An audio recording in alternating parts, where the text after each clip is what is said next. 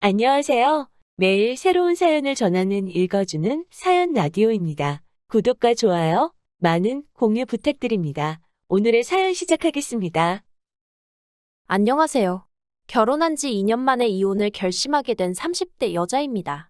결혼할 때만 하더라도 지금 이 남편하고 검은 머리가 팥뿌리가 될 때까지 행복하게 살다 갈 줄 알았어요. 웨딩 마치 할 때는 팔짱 끼고 들어갔는데 이제는 남보다도 먼 사이가 되었네요.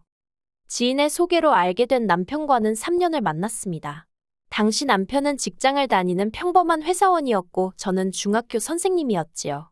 첫 만남에 불꽃이 튀어 사랑에 빠지고 그런 것은 아니지만 취미가 비슷하다 보니 만나면 늘 얘기거리가 있어서 지루할 틈이 없었어요. 그래서 그때는 남편과 제가 정말 잘 맞는다고 생각했던 것 같습니다. 주말에도 만나면 취미 생활을 같이 하며 시간을 보냈으니 싸울 일도 없었고요. 그런데 지금 생각해보면 취미 생활만 하느라 막상 서로가 어떤 사람인지 알아가는 시간은 부족했던 것 같아요. 대화의 주제도 늘 취미에 관련된 것들이다 보니 깊이가 없었다고 해야 할까요? 사람을 만나면 다방면에 걸쳐서 이야기를 해보고 여러 가지 상황 속에서 성격을 파악하려고 했어야 하는데 말이에요. 왜 어른들이 그런 말씀하시잖아요? 결혼하기 전에 술도 같이 마셔보고 운전하는 것도 보고 사람들하고 어떻게 싸우는지도 살펴보라고요. 그런데 돌이켜보면 저는 남편과 술을 마셔본 적도 없었고 운전도 주로 제가 했어요. 정말이지 생각할수록 아쉬움이 많이 남네요. 그래도 결혼을 결심했던 건 어쨌든 같이 있는 시간은 즐거웠고 별다른 잡음이 없었기 때문입니다. 울며 불며 싸워본 적도 없고 둘 중 누구도 헤어지자 소리를 함부로 입에 담지 않았지요. 그래서 남편이 프로포즈를 해왔을 때 고민하고 말고 할 것도 없었어요. 이 정도로 잘 맞고 이 정도로 사귀었으면 당연히 하는 거라고 생각했달까요? 게다가 어른들이 중요하게 보는 소위 객관적인 조건들 있잖아요. 부모님 재산이나 학벌이라던가 그런 것들이요. 그런 부분에 있어서도 크게 차이가 안 났어요. 아니, 차이가 안 나는 줄 알았어요. 남편의 거짓말이 드러나기 전까지는요. 결혼 준비를 하는 과정에서 남편의 재정 상태는 전혀 의심하지 못했어요. 어떻게 된 일이냐 하면 일단 저희 친정의 경우 친정아버지는 대기업에서 정년퇴직을 하셨습니다. 그리고 친정어머니는 그런 아버지의 내조를 하면서 평생을 전업주부로 사셨지요. 언젠가 친정어머니께 이런 생활이 갑갑하지 않으시냐 물었더니 워낙 어려서부터 조강지처가 되라는 외할머니의 말씀이 있기도 했고 성격 자체가 청소나 요리하는 걸 좋아하시다 보니 당신은 행복하다 하시대요. 하지만 저는 친정아버지를 닮았는지 어려서부터 꼭 제 직업을 갖고 싶었어요.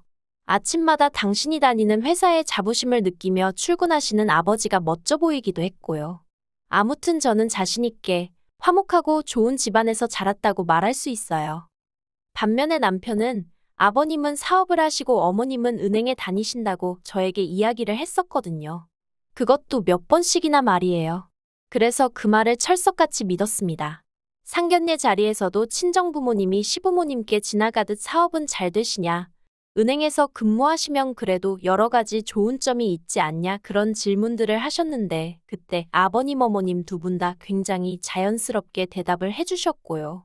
그리고 결혼 준비도 친정에서 1억을 해준다 하니 시댁에서도 1억을 해주셨어요. 그러니 제가 아버님 사업장을 찾아가 볼 것도 아니고 어머님 은행 지점에라도 가서 어머님을 찾아봤어야 할까요? 솔직히 그렇게까지 해야 한다는 생각을 전혀 못했지요. 아니, 그렇게 해야겠다는 생각을 했으면 오히려 이상한 상황이었어요. 그런데 결혼하고 2달쯤 되던 시기에 남편이 샤워를 하고 있었거든요. 그런데 남편 핸드폰에 뭔가 알람이 계속 울리더라고요. 신혼이고 야밤이었는데 알람이 자꾸 오니까 남편을 의심한 건 아니지만 그래도 왜인지 찜찜하고 성가신 거예요. 그래서 핸드폰을 슬쩍 봤더니 어머님이 계속해서 문자를 보내고 계셨습니다. 그리고 거기엔 황당한 내용이 적혀 있었어요. 달랑 하나 있는 부모 아파트 담보 잡아서 1억씩이나 땡겨 써놓고 돈도 한 푼 안 보내냐. 씻고 나와서는 분위기를 잡으려는 남편에게 제가 핸드폰을 보게 된 경위를 설명하면서 미안하다고 하지만 이게 무슨 말이냐고 따졌습니다. 그랬더니 남편이 차라리 잘 됐다며 사실대로 이야기해주겠다는 거예요. 그리고 알게 된 건 아버님이 하신다는 사업은 작은 식당이었고 어머님은 은행 건물 청소를 하신다나요.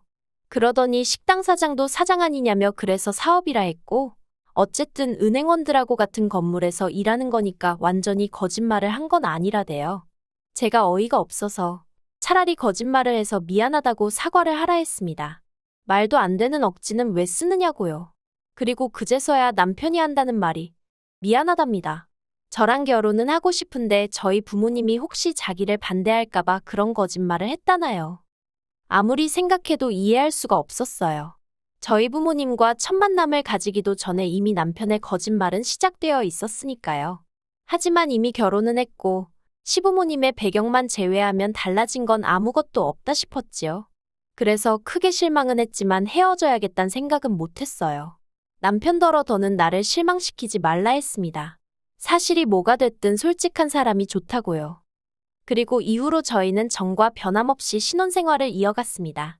몰랐을 땐 어쩔 수 없었지만 알게 된 이상 시댁의 사정을 모른 척할 수가 없더라고요. 그래서 매달 생활비와 이자 명목으로 100만 원씩 보내드리기 시작했는데 이건 남편 월급에서 보내드리라 했어요. 솔직히 친정부모님한테 1억이나 받고 시집왔는데 친정부모님은 일단 저희 부부더러 자리부터 잡으라며 한 달에 10만 원도 안 받으려 하셨거든요. 그런데 이유가 어찌됐건 시댁에 100만 원씩 드린다는 게 저도 사람이니 기분이 좋을 리 없었지요. 친정부모님은 아무것도 모르시는 상황이었지만 그래도 뒤에서 제가 죄 짓는 것 같은 기분도 들었고요. 그래서 남편에게 당분간은 월급 관리도 따로 하고 대신 어머님 아버님께 드리는 것도 당신이 따로 드리라 했습니다. 남편은 부부 사이에 어떻게 그렇게 딱 선을 긋냐며 서운하다 했지만 저는 남편에게 당신이 한 거짓말에 대한 일종의 죗값이라고 생각하라 했어요. 그러니 남편도 더는 이러쿵저러쿵 말을 못하대요.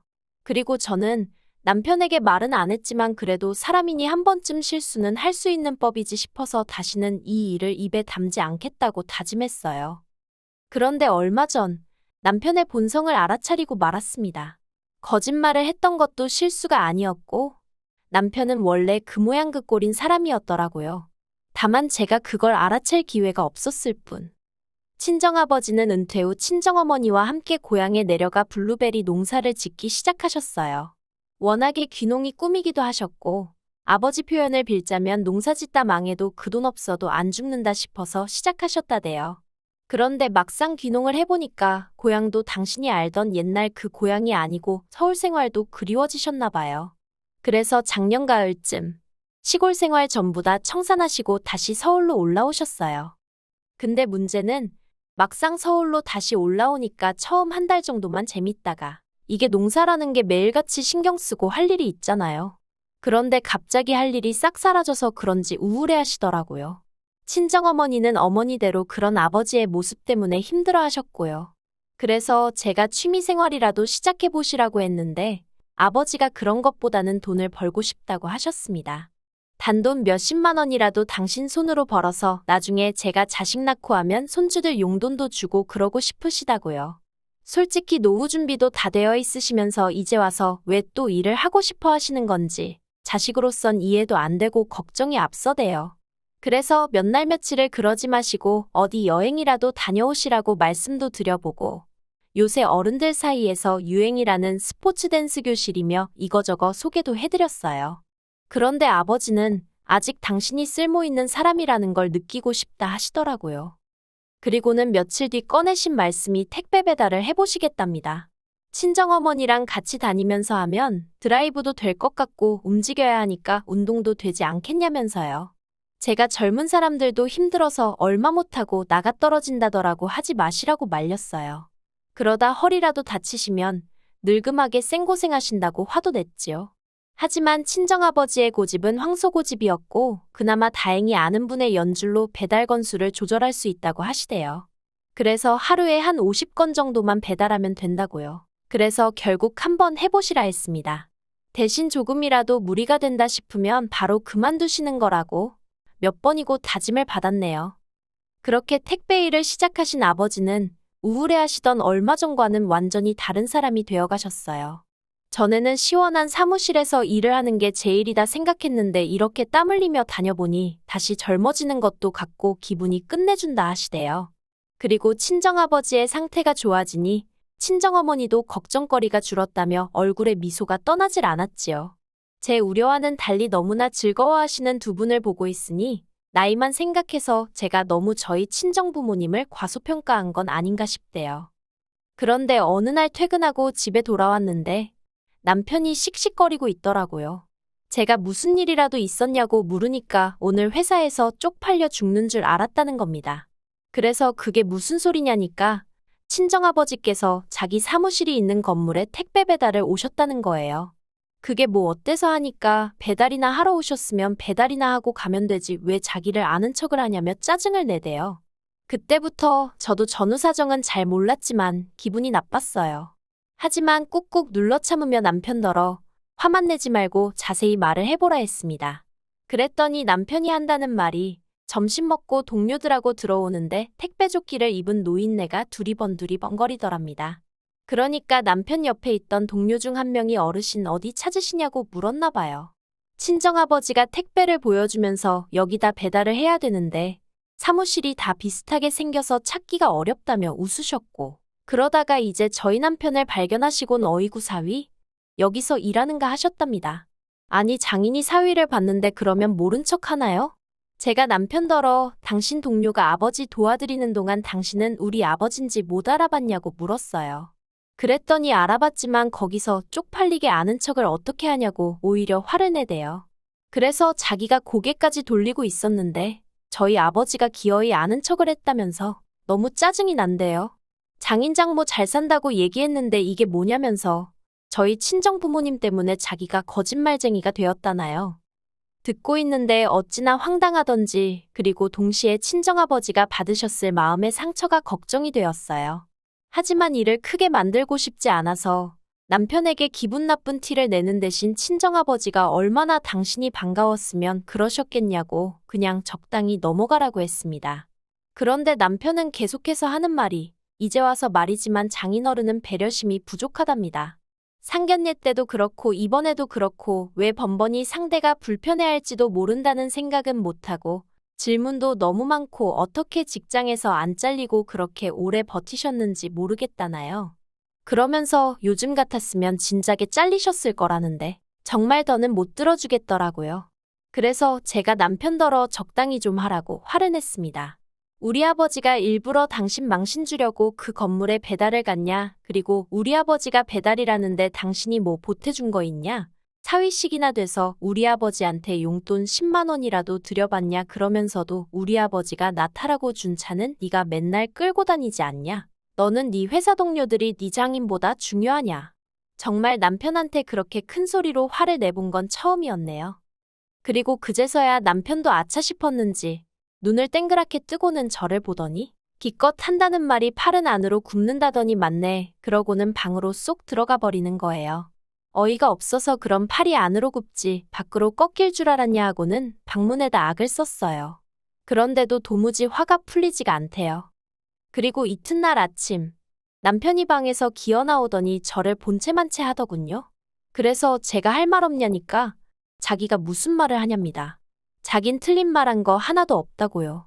그러면서 자기한테 혹시 사과 같은 거 기대하냐면서 꿈깨랍니다.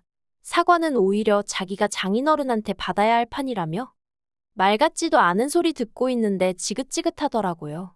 그래서 그냥 너 같은 인간한테 내가 뭘 기대하겠냐면서 별 볼 것도 없는 거 그나마 함께한 세월 때문에 어떻게든 풀고 살아보려고 했는데 넌 답이 없다고 그냥 이혼하자 했습니다.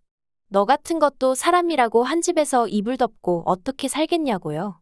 솔직히 저희 남편이 어디 가면 장인장모 돈 많다, 우리 와이프는 교사다, 그걸 무슨 자랑마냥 떠들어대는 사람이에요. 그러면서 곧 죽어도 자기 부모 얘기는 안 하거든요. 그럴 때면 저는 그냥 얼마나 스스로 내세울 게 없으면 처가랑 와이프 얘기만 저렇게 할까 싶어서 안쓰럽고 그랬는데 더는 꼴 같지 않은 남편한테 그런 배경도 돼주기 싫대요. 솔직히 저는 친정아버지가 정말 대단하다고 생각해요. 그 연세에도 늦었다 지레 겁먹고 포기하는 법이 없으시고 무엇이든 최선을 다하시는 태도가요. 요새 젊은 사람들이 끈기도 없고 열정도 없어서 툭하면 포기하는 일이 많은데 저희 친정아버지는 그런 면에서는 누구에게나 롤모델이 될 법한 분이세요. 그리고 친정어머니도 그런 아버지를 항상 믿고 지지해 주시니 자식 입장에선 정말 두 분께 감사할 뿐입니다. 남편 때문에 졸지에 이혼녀 딱지를 달게 되었지만 저는 괜찮아요.